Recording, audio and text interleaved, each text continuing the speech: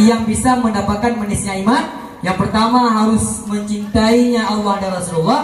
Yang kedua harus mencintai orang yang dicintai oleh Allah dan Rasulullah. Yang ketiga harus benci kepada orang yang dibenci oleh Allah dan Rasulullah. Dino kan aninang. Kita pengen lebih jadi yang berjam. Aninang kena yang awak pop-pop yang punanya awak Korea. BTS.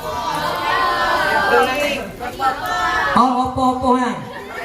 Apa? Apa? Tingkatan cinta opahnya Iprin Ipin lebih dari rumah. Ibu pergi kemana? Ibu kerja. Bibi bangai.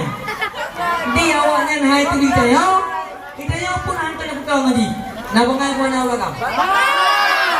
Jangan kadang-kadang kena sampai kan? Rasulullah hebat sampai meninggal di mana? Ingat sudah ada yang umat yang paling dicintai oleh Rasulullah, umat di akhir zaman lagi kena yang kan namanya kan ada dipek nama Muhammad nyokon lagu pop-popnya dipek dah sunat dalam bukan galak lupa dah banget nya nah urina lagi apa hana nah bukan hanya dipek budak-budak kurai dinan pimpinan dah dipek yang berkait dengan bukan han dari mana tahu kan yang beri juga awak tahu yuk yang beri juga yang beri ini juga ya awak foto pop dengan tu mah awak piju ada aja piju lagi jampu gaya ini umat rai kan ya ini tak kena boleh ni nak kerja aku kerja galak jangan galak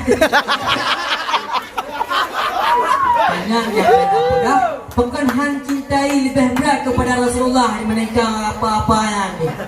Bukan. Kah cinta tak gaya ke Korea, galak film Korea romantis. Mutika itu Valentina yang. Muduna nak berai ini mengiyakan. Kampung itu. Galak ada.